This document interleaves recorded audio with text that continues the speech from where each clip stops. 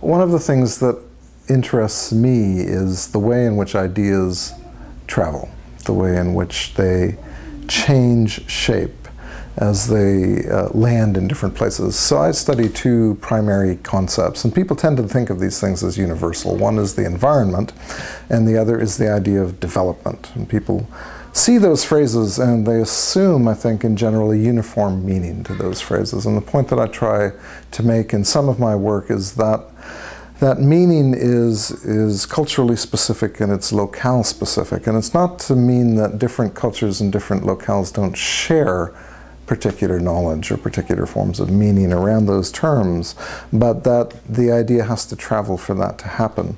So if something like the environment is thrown up as a term, as a concept, is thrown up into circulation, it lands in different places in different ways. It becomes translated as it fits the context of those particular places. So in my work, I study two primary locations around both the concept of the environment and the idea of development. And one is a set of small villages in the mountains of northern Pakistan, but the other is the site of a thing called the Convention on Biological Diversity. Now, you tend to think of a convention as a document, as a treaty, but I treat the idea of a convention as a political space, because a convention has to have negotiations, which mean that people have to come together, they have to reach agreement, they have to negotiate, they have to struggle over meaning, they have to struggle over text. The idea of the environment, and specifically I focus on biodiversity, the notion of biological diversity as the underpinnings of the environment, and the Convention on Biological Diversity, that becomes a very real site of struggle when the parties to that convention and all of the various groups, business, civil society, non-governmental organizations that want to influence that convention, when they all come together at specific sites every so often, they struggle over these ideas. And of course, you've got 192 delegates from different countries coming to this thing.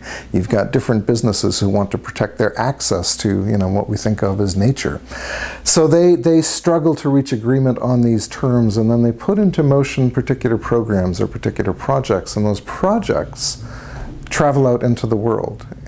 People are meant to implement those projects in places like these villages in northern Pakistan. But of course, the meaning of the environment as the projects are envisioned is different from the meaning of the environment amongst the people that I work with in these mountains. For them, something like an ibex, a wild mountain goat, has all kinds of symbolic value and mythical qualities and material value. People use its meat and so on. But in the context of the Convention on Biological Diversity, it's just a species.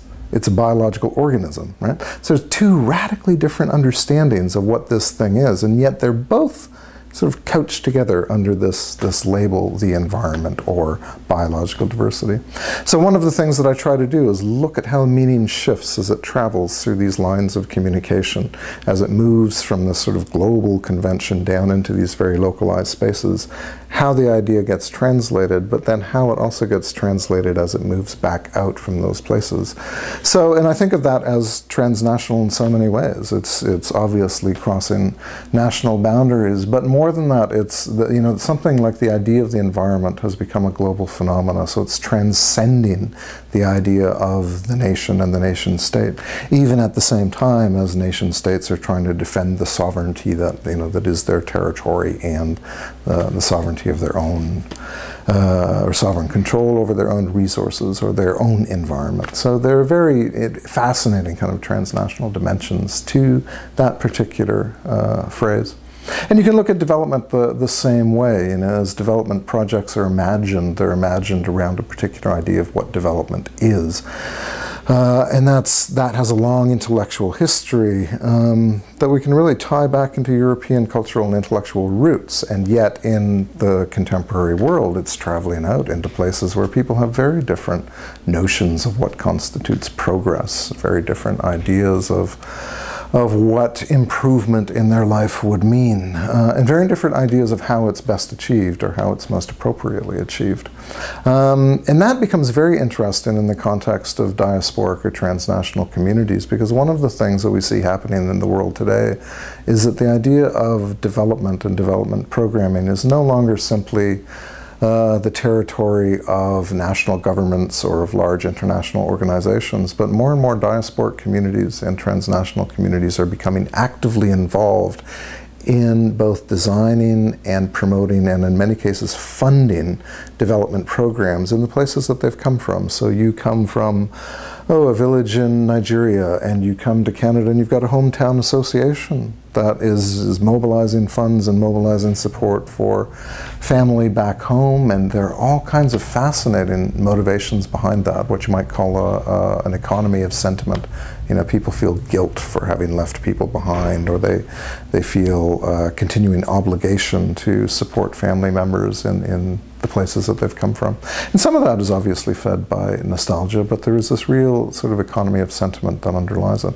But what's interesting about that in many ways is that, or what's interesting to me academically and intellectually, is how the idea of development changes, how it morphs when it travels from a location like Canada, where people have settled and they've come to learn new ways of defining progress, and they've come to learn new ways of defining social standing, and they've come to find new ways of how you actually achieve social mobility within society.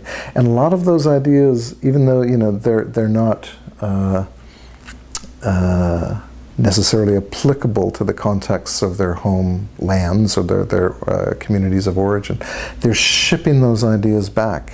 In a lot of parts of the world today, one of the interesting things you see happening is what some people call a retreat into roots, meaning that people are looking back to reconfirm points of origin and to solidify an identity that is explicitly related to place, and what place means to people in terms of their identity. So I find that very interesting in the context of transnationalism, partially because a lot of these movements that promote cultural identity in particular places and that seem to be intensely local are in fact very transnational. And I'll give you an example of that. I work in particular communities in northern Pakistan, in an area called Baltistan. And Baltistan was the westernmost extent of the Tibetan Empire in the 8th century. And the sort of original Tibetan Empire collapsed in the early 9th century. But people in this area of northern Pakistan today, who outsiders see as you know, a very conservative Islamic region or a place of conservative Islam, some people are promoting the idea of themselves as a Tibetan people in a Tibetan place. You know, and the Western kind of conception of Tibetanness is all about Buddhism. It's all about all things natural. It's all, you know, it's all about harmony and unity of mind and body and soul. And, you know, we've got these very specific representations that have been produced since Europeans became interested in Tibet in the late 17th century, early 19th century. So here I am working with what are conventionally represented as a group of conservative Muslims who are actually promoting themselves as having these Tibetan origins and claiming these Tibetan origins.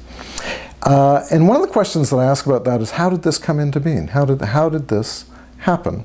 And what first drew me to it was walking through the bazaar one day and seeing a sign, a set of shop signs with Tibetan script. And, you know, I'd heard acquaintances talk about the origin of the Balti language as Tibetan, and I knew, in fact, it was a form of spoken classical Tibetan. But to see the scripts on shops was interesting because I knew that there were only about 3 people in the entire region of 300,000 who could read Tibetan script, and they'd taught themselves. So this was obviously a political statement. So I went in and talked to the shopkeepers and got the story of how this had happened, and it in fact had been promoted by one of these guys that I knew. And that put me on to this entire movement that was taking place in this urban town called Skardu. It wasn't really spread out into the villages, but it was restricted to this urban town. And it was a very explicit movement to promote the idea of being or having this Tibetan cultural origin. So when I started to dig deep and figure out what was driving this, there were a number of things that became apparent.